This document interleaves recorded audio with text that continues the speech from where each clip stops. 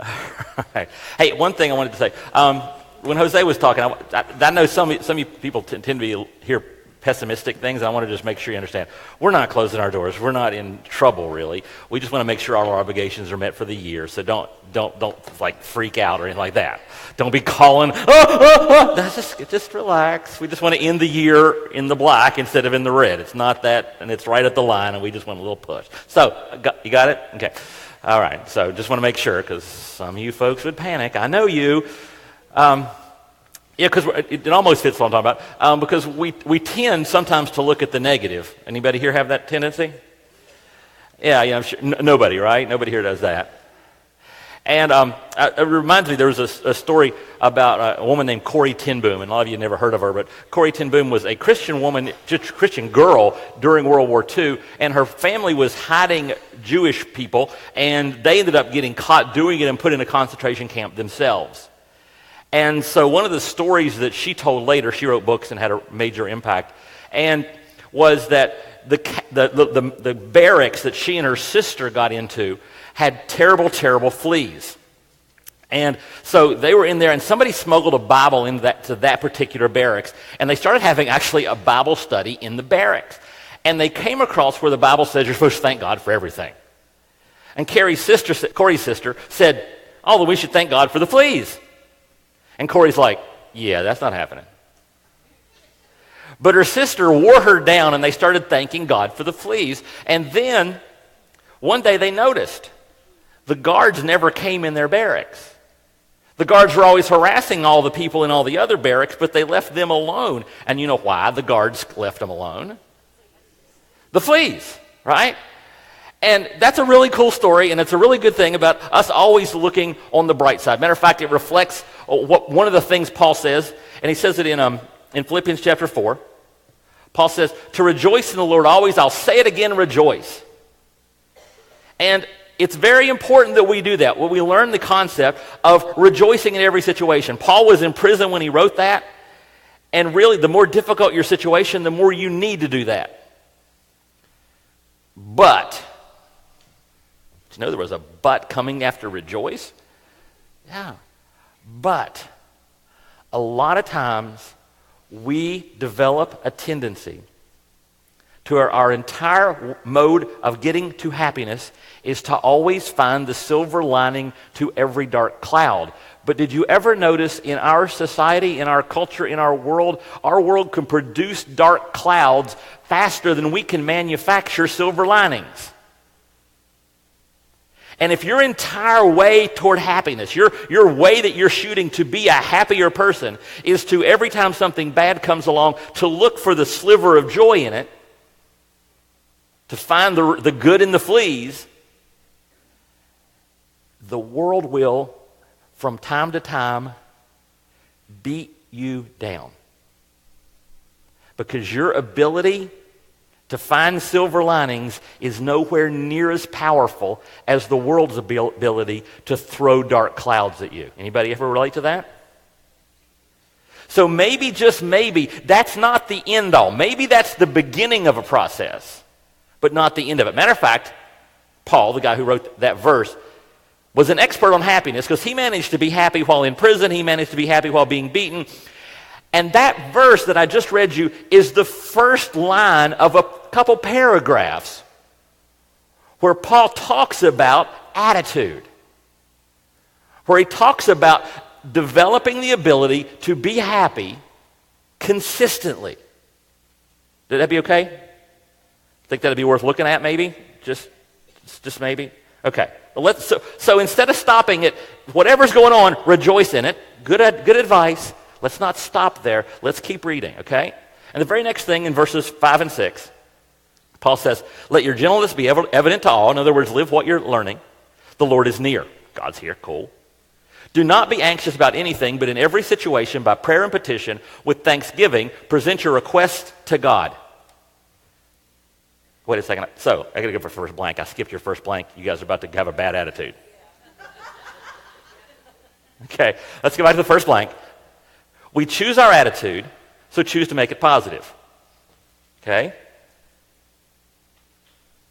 But how do we do that? Let's just go into the point. Go to the next thing.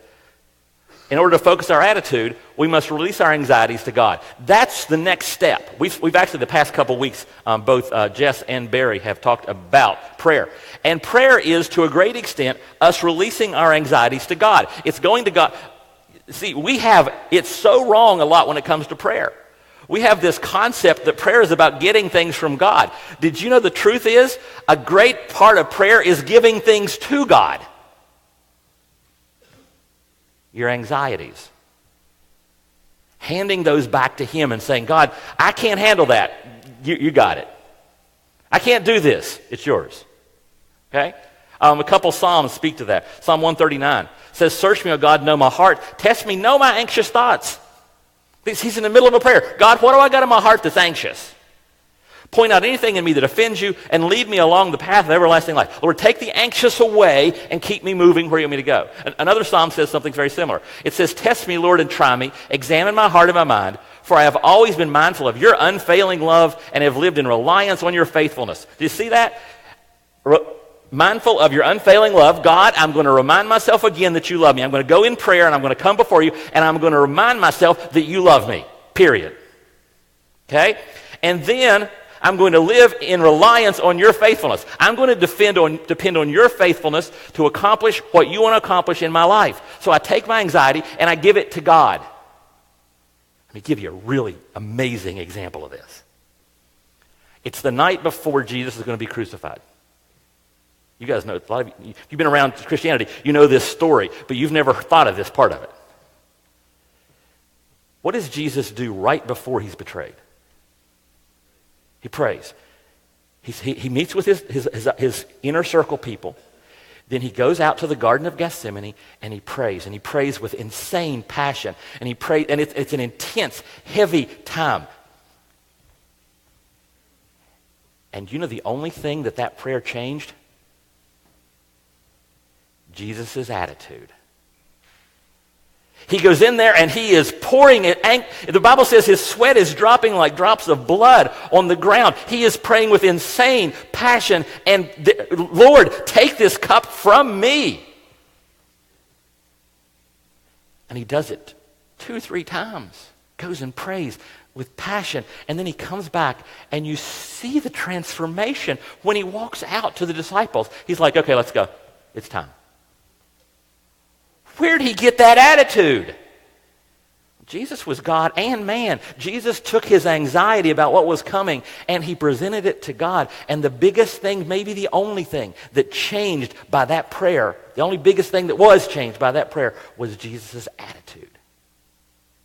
So I'm not going to spend a ton of time. We could spend hours on that section on prayer. But understand, a big part of your prayer is where you're going in and you're not saying, God, change everything. You're saying, God, take this from me.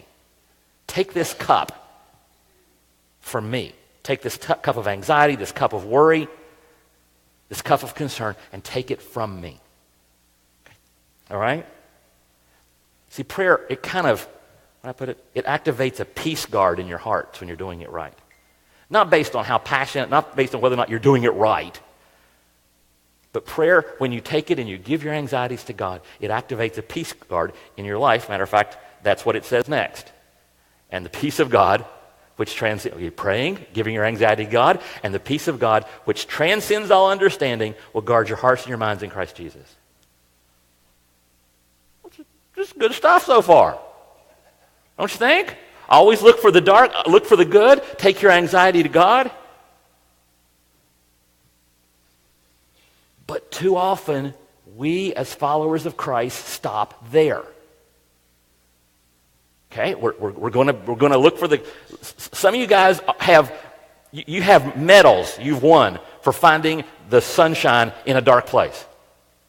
All right, you are the absolute bestest in the world at finding that, and you're actually pretty good at taking your anxiety and giving it to God, going to God and saying, "Here you go, God, this is yours," and you're really good at that. But you still find yourself getting beaten down. You still find yourself having trouble with happiness and joy. Want to keep reading? Finally, brothers and sisters, whatever is true, whatever is noble, whatever is right, whatever is pure, whatever is lovely, whatever is admirable, if anything is excellent or praiseworthy, think about such things. Whatever you learned or heard or received from me or seen in me, put it into practice. What's next?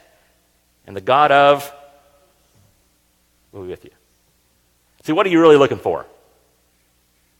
That's the thing you're really searching for is peace.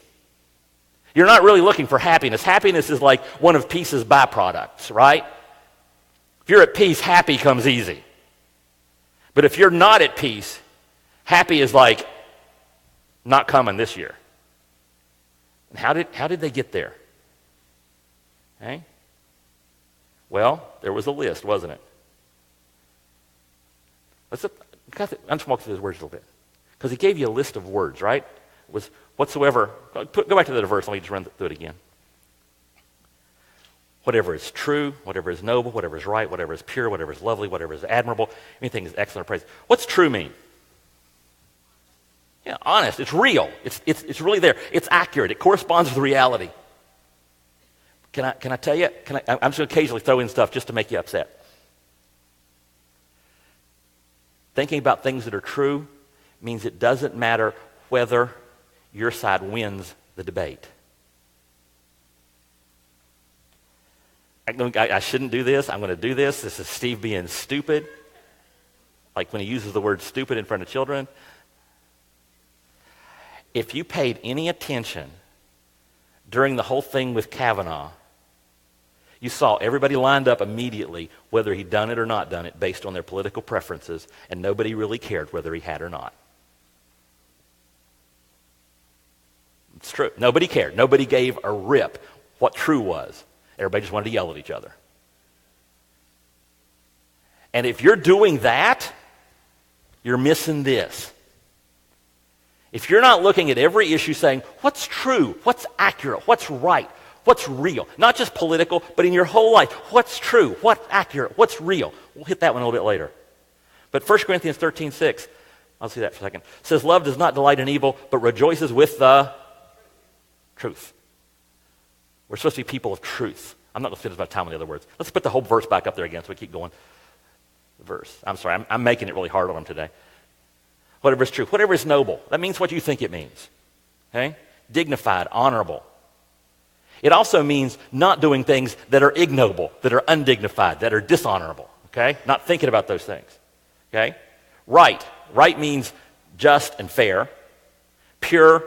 What's pure mean? Morally blameless. What do you think it means? These aren't weird words, right? You know what these words mean. I don't need to take a lot of time on them because you're going, yeah, I know that word. I use that word. Pure. Whatever is lovely. Nice to look at. Whatever is admirable. Worth aspiring to. Anything is excellent or praiseworthy. Wow. Now you're going, Steve, there's a lot of words there. Am I supposed to? Don't worry about trying to splice them all. Paul's using, there's a technical word for it in language, but I just call it the shotgun effect. It's where you just throw a bunch of words at people and the cumulative effect comes through. So when I say, if I go at each word, I can actually distract you from what's going on here because it's about whatever's true and noble and pure and right and praiseworthy and admirable and lovely and excellent. Doesn't that give you that? You just get this impression in your head, right? Of all these things. And he's saying, think about these things. And this isn't about finding the bad in the good and the bad. It's about going around finding the good. See, do you have a tendency? I've met people who have a tendency. By people, I mean everybody. To dig for the negative. To look for what's wrong. To always be saying, well, you know, but somebody showed you something's good. Oh, that's okay, but. If your favorite word is but, there's probably something I could say right there. But you're missing a lot. It's cool because he hits two different phases here. He hits the moral phase. He's talking about things that are morally pure, okay? Things that are morally pure. Think about those things that build you up morally. But he's also thinking about things that are good artistically, aesthetically. Matter of fact, the coolest thing about this is, you know what he could have said here? He could have said and saved I don't know how many words. Think about good stuff. Right? If the Reader's Digest version, for those of you who can remember what that means, the Twitter version of that, think about good stuff. That's what he could have said. Instead, he composed this masterpiece of a sentence. If you study writing, you're like, dude, what? I mean, he takes the verb. Sorry, English lesson. He doesn't give you the verb till the end. He so overwhelms you with the imagery of these things that are pure and noble and right. And then he finally says, okay, think about it. He didn't have to spend that much time on the artistry of this sentence, but he did. So he's saying, I want you to think about things that are morally pure and things that are excellent and wonderful and lovely. Think about things that lift you up. Focus your brain on that. And to take it to a different level, add another piece to it. This is going to freak some of you Christians out. Some of you guys are going to have trouble with this part. His list isn't a church list. One of those words is nowhere used in the Bible. The Greek word is not in the Bible anywhere, including when they translated the Old Testament into Greek, it's not there.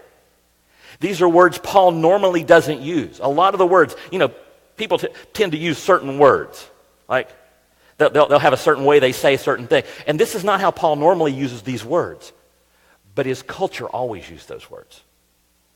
The non-church culture, they talked about noble. They talked about pure. They talked about lovely. So he's saying, you ready for this? Don't just look for the good in Christian. Look in the good everywhere. Look for it in nature. Look for it in culture. Find the positive, find the good, and lean toward it. Now, the problem is, us church people, we're really, really bad at that, aren't we? What do we want to find? We always look for the bad. I mean, some of you, I said, what do you think of Citizen Kane? One of the greatest movies ever made, just curious, an old one though.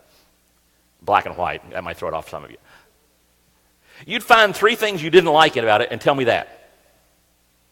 You'd always, and you just go for the negative. But here what he's saying is, look for things in the culture around you that are true and noble and pure and right and lovely and admirable and praiseworthy. Don't be just always going, oh, that's terrible. I would never watch that movie because he said that word in it. There's a balance in there. It's moral. Here, I'm going to give you and this is just Steve's opinion. I'm right, but it's just my opinion. Okay? Uptown Funk is a great song. Okay. Matter of fact, I have actually said, if you don't like Uptown Funk, you don't like music. Okay, the beat's great, the song's great. Now, there are a couple things in there that are not perfect, and we wouldn't sing that song in church. But it's a great song. Okay? So while there are a couple things that you may want to be a little bit about, overall, great song. Now, Blurred Lines has a great beat. It's got a hook in it like you wouldn't believe. And it's a terrible song because the moral message of the song is abysmal. And the overwhelm. So when you look at that one, in my opinion, when I'm right, you're looking for things that are pure and wonderfully artistic and beautiful and lovely. And in some things, the moral purity just pulls it so far down that you're not looking noble. Does that make sense? Are you following me here? And other things, there are a couple things, because the world doesn't produce perfect things. They don't produce perfect movies. But we're to be looking for the noble in what's around us, for the beautiful in what's around us, for what's lovely in what's around us. That's part of our... And see, what's happening is, because we're so focused on the negative, we give our anxiety to God, and then we go out and we look for negatives, and you can find it. It's not hard to find. And what does finding negativity give to you? Anxiety. You give God your anxiety, then you go looking for new anxieties to bring back in, and it brings your attitude back down. Well, Paul's saying, don't be looking for the negative. Don't spend your life trying to find negative. Find the good, find the noble, find the pure, find the lovely, find the admirable. And if you train yourself to look for that, you will find joy.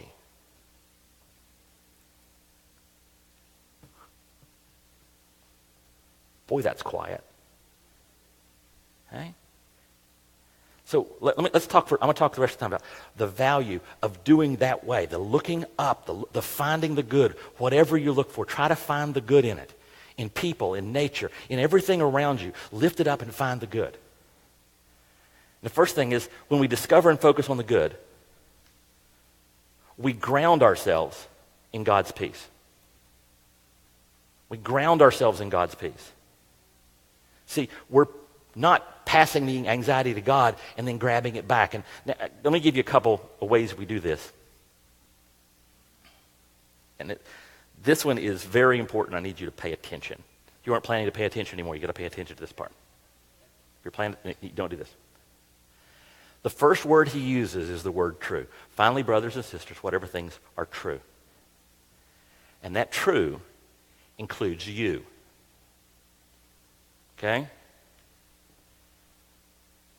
I have you have a get ready routine? I have a get ready routine. Sunday routine, different days. And my get ready routine is get out of bed, and one of the first things I try to do is I take my watch off and I put it in the charger. So it'll charge while I'm eating breakfast and doing my time with God and taking my shower. And by the time I get done, it's charged. Okay? Today, I went downstairs with my watch on. And I didn't realize that I had it on for breakfast and my time with God until I got back upstairs. And I walk in the bedroom, and there's the charger. And I called myself a bad name. Now, it wasn't profane, because that profanity doesn't bother me. That doesn't get too... If I call myself a name that's demeaning, that's much more hurtful for me personally. And I called myself a demeaning name in my head. I would never call anybody else that word. Never, ever would I call any other human that phrase. But I use it on myself all the time.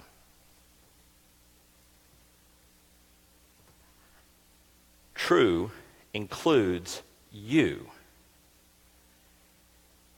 And a lot of the places, one of the places you're not looking for the good, and I'm going to just go ahead and say for everybody, if this doesn't apply to you, come tell me afterwards or email me or something so I can notice it, to give you a little bracket next time.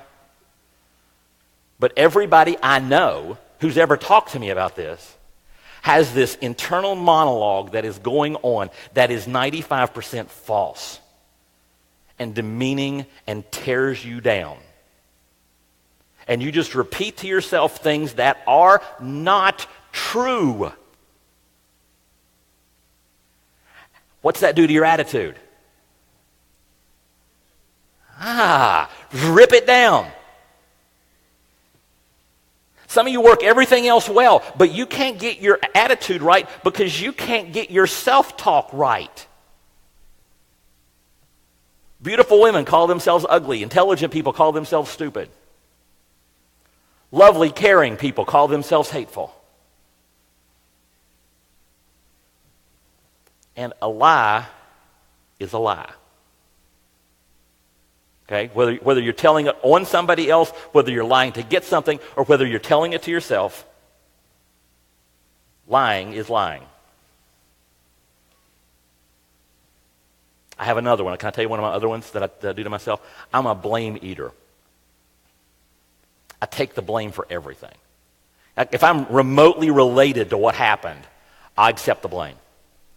And then I hold it and I nurse it and I pet it and I fondle it and we hang out together and it just eats me up for things that aren't mine. It's not true that it's my fault, but I'll still take it and I'll still hold it.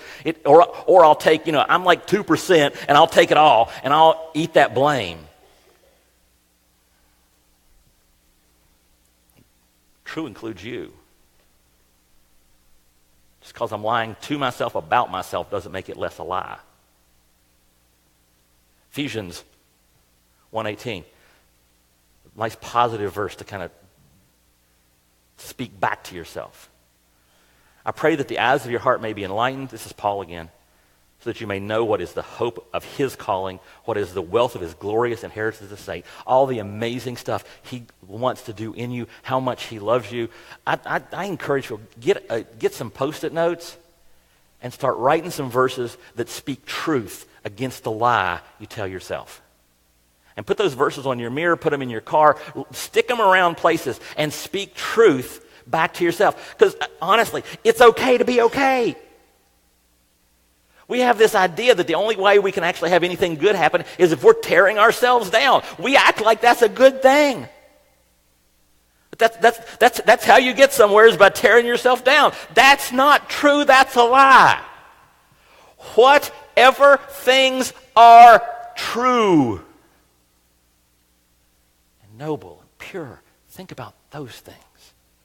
Even if you're talking about yourself. There are things you're really good at, and you know it, and you're afraid to say it out loud even to yourself. Maybe on some of those Post-it notes, write down a couple things that you know you're good at. Some of you ladies are amazing moms, and you'll never admit that. But you look at your kids, and your kids are doing like good kids. You got 4 boys, they're going to be 4 boys. Right? They're going to be teenagers when they get to be teenagers. Okay? They're going to be, but that doesn't, most of you, when I watch you guys, I hardly ever see a bad parent in this place. I have. It's rare. Most of you guys are great parents. Most of your dads, you're doing the best you can with what you've been dealt as far as career and stuff, and you're pretty good dads. You're the best you can be in that situation. Some of you moms are amazing, and the worst of you are pretty good.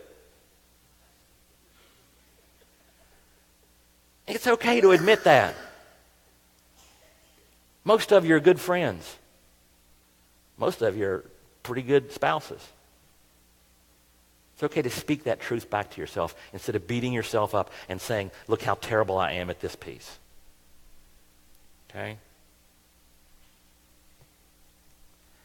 Another little addition to this, to yourself, and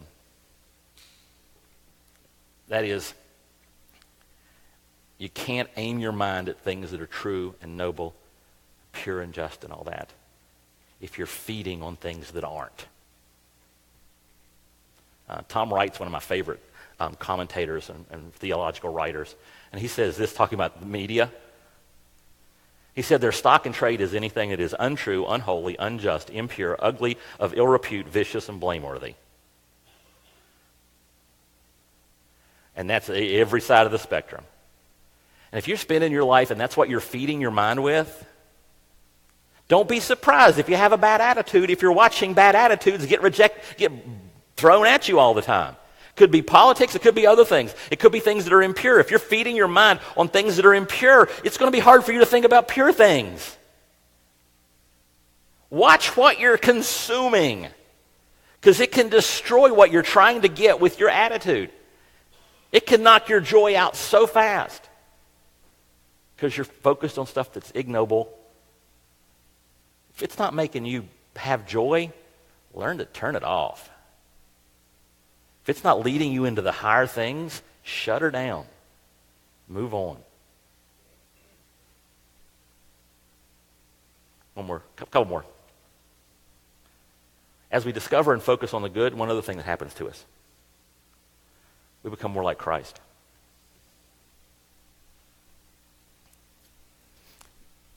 Do you ever notice something? You should have had, if you've read the good news about the Gospels about Christ, you always have to have seen this. Jesus seemed to be incapable of meeting a person he didn't like. Now, sometimes people would come at him with all kinds of religious stuff, and they'd be all hateful, and he'd reject them. But you'll notice there were a number of people who were from that group, who were Pharisees, who were legalists, who were Sadducees, who were part of those groups that attacked Jesus. And if they actually came to them, he was nice to them. Nicodemus, Joseph of Arimathea, all these people were on the wrong thing, but Jesus seemed to get along with anybody. If a hooker wanted to wash his feet during a party, he said, "Thank you." If they're trying to stone a woman to death for committing adultery, he loved them. Jesus loved Judas. How did he do that? How do you think he did that? Because Jesus knew them better than we possibly can. Jesus knew every failing they had. He knew every sin they'd ever committed. And Jesus somehow didn't just act loving. He literally loved these people. How did he do that? Well, it doesn't actually say. But my guess is, whatever things are true, whatever things are noble, whatever things are pure, whatever is lovely, whatever is admirable, anything excellent or praiseworthy, he thought about that when he talked about that person. Or to put it another way, when Jesus looks at you, he doesn't have your inner monologue going. He has his. And his is looking in you for what's lovely and excellent and praiseworthy. I mean, he can look past all the bad stuff because he died on a cross to forgive it, so he wiped all that stuff out anyway. And he chooses to look at you that way, accepting you completely, crazily. How much anxiety do you give yourself because you spend your time looking at the negative in other people? How much angst do you swell up in your own life because you're holding on a grudge, you're thinking about the bad in somebody else? How much anxiety can you release in your life if you start looking at the good in other people instead? Just think about that one for a second. Got one more. By discovering and focusing on the good. Oh, that was it. I already started first. By discovering and focusing on the good. Next phrase. I'll just read it. Okay. I'm giving them a rough time today. I apologize. We position ourselves to love others and help them move toward Christ. I'm going to talk about Bruno Mars again. Is that okay? A few years ago, Bruno Mars did the halftime show. I'm not the world's biggest fan, but he's got some good stuff. He did the halftime show at the Super Bowl. Remember that? Anybody remember? He did the halftime show at the Super Bowl. And he did one of his songs called Locked Out of Heaven. And Locked Out of Heaven is not a song I would say is one of the great songs. Okay. I'm not going to put that on the you should listen to this list. This is not one of the greatest songs ever written. But he did the song at the Super Bowl halftime show. The next day, a Christian blogger tore him a new one. Although Bruno, I'm sure, never read it. But he's just attacking that song, just tearing that song to pieces. And the only thing I could think was, dude, where were you 2 years ago when the song actually came out? Okay? You're obviously not paying attention to culture at all unless you want to come out of your basement to attack somebody. And I'm sure that your post led millions to Christ. I bet Bruno got saved because he read what you wrote about his song. Because everybody loves to be attacked and looked down on.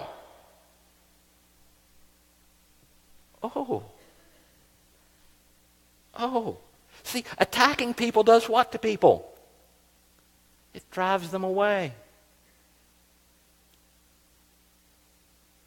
Now, when you love people, when you find what's good in them, when you look for what's noble and praiseworthy in them, you draw people to yourself. I've got a friend from the gym, and we were at Buffalo Wild Wings, and two other guys from the gym came and saw us there, and they're like, they're still not over it. They still bring it up. Because Joe and I go to I should have said his name. His name's Joe. He's come to church a few times. Because Joe and I go to Buffalo Wild Wings about once a month. We were going to go Friday and my car broke down. Truck. And on the surface, we have very little in common. We're neither one of us is in our 20s. But I mean, politically, he leans much more to the left. I'm not sure what his religious affiliation here is, but he basically stopped coming because he recognized I was trying to get him to accept Christ. He's probably an agnostic. We can get along great. Why? I don't look at him to find the bad. I look at him to find the good. He's an English teacher, which means he and I can talk literature. We both value the written word. He loves music. We can talk about songs as long as they're not brand new because he doesn't pay any attention to the new stuff. I've got another friend in Chapel Hill. Again, politically, we're not on the same page. He's from a different faith. It's a Christian group, but he's not from the same faith tradition I am. There are a lot of things we have in common, a lot of things we can talk about. We're real good friends. I don't have very many, really, I'll be honest. I'm not wired to have tight friends. I only have 2, 3, 4. That's all I'm capable of outside my family. And they're nothing like me. The other one pastors a really tiny church. And he's really conservative, and he's really old school in how he does church. Great friends. Because I don't go out looking for somebody who's just like me. I wouldn't want to hang out with me. I don't know how anybody else would either. That's that inner monologue I was telling you about. Did you hear me? I just decided to display it for you and do it loud. Do it out loud. Yeah. I'm not looking for that. I'm looking for what's good in people. I'm looking for what's noble and what's pure and what's right. And when I do that, when I speak that, I then have the opportunity to speak other things into their lives. And I'm not looking for. I'm going to get myself in real trouble here. So try to think noble, good things about me. Anyway, I haven't seen one of those Christian movies in a theater.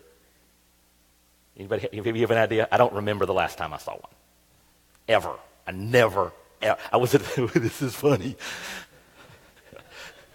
We were up at the theater in Sanford, and somebody who used to come to church here was coming in, and there was one of those movies was playing, and she goes, "Oh, are you going to see?"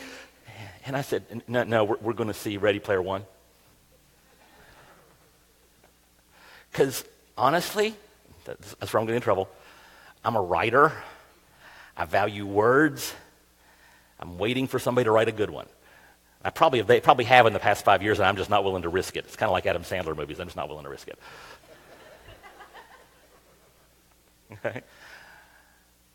I could say I'm looking for quality. So if I find quality in a movie that's written by somebody who's not a Christian, I'm going to point to that and say, that's quality, that's good, that's well written. My poor wife has to put up with this all the time. There are shows I'm just like, I can't watch that, honey. I am sorry. They have no idea how dialogue works. It's terrible being married to a writer, you can ask her. Okay? But when I go out into the culture, I can speak to the people in the culture because I know what the good movies are. I have a vague idea. I got a teenage daughter. I kind of know what's going on in music, and there's 2 or 3 good songs. Just let that sink in. You'll get it. This side of the room getting it slower. This side got it first. Worked its way across. I remember the first time I read Hemingway, and I was like, holy cow, can that man make words sing? He's depressing as all get out. It's obvious, but man, can he put words on paper? So I'm always looking, because that's what's true and noble, and look for that. When you go out today, look up. Look for the good. Don't tear things down. Build things up. Find the positive. That neighbor that you don't like, Jesus died for him because he loved him. Don't you hate that one? Jesus looks at that person and finds good. You can too. Jesus looks at that person and finds common ground. You can too. Jesus looks inside of you and finds beauty and potential. You can too. Now, some of you have just heard Christianity presented in a way you've never heard it before. And if you don't have a relationship with Christ, that's the God I'm talking about. Not the one with the placards yelling at people for not being just like the person holding the placard. But we follow a God who loves us just like we are and died to make us better. If you'd like to talk to somebody about that kind of God, at the end of the service, there's blue bags. There's some here on the platform, both sides, some back on those tables. You just grab one of these blue bags. Somebody that's trained will take about 10 minutes. They'll walk you through the contents of the bag and show you how to have a relationship with Christ. And when you become a Christian, the Bible says they throw a party in heaven, so we throw one here too. We call it baptism, and we do ceremonially immerse you, and then we cheer. We cheer before, we cheer after. We make fools of ourselves. We think it's really cool, and we're looking at the good. Okay?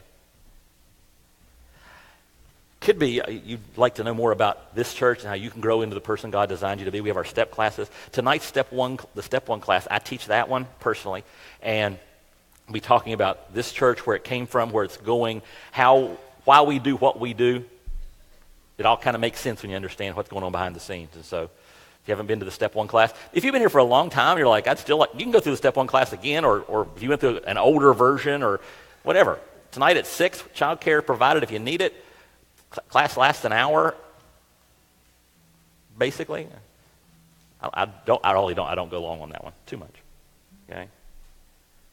It could be that hearing all that good stuff makes you want to thank Jesus for what he did for you. And there's a communion station, one in the back and here, one in the front, where you can take communion and remind yourself just how much God loves you. It could be that your inner monologue is trying to tell you that I'm lying. That all the stuff we read from the Bible doesn't count for you. Okay? And you want help confronting the lie in your own life, or anything else you want to pray about. There's a cross right over there. Just go in during this next song and you can pray. Talk to God about anything you want to talk to him about. If you want to pray with somebody, we've got some people around the outside of the auditorium who'd love to pray with you.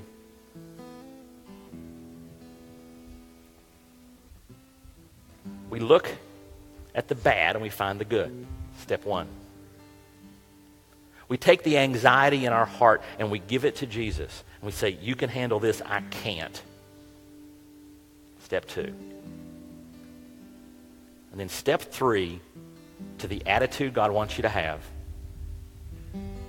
Whatever is true, whatever is noble, whatever is right, whatever is pure, whatever is lovely, whatever is admirable, if anything is excellent or praiseworthy, think about those things.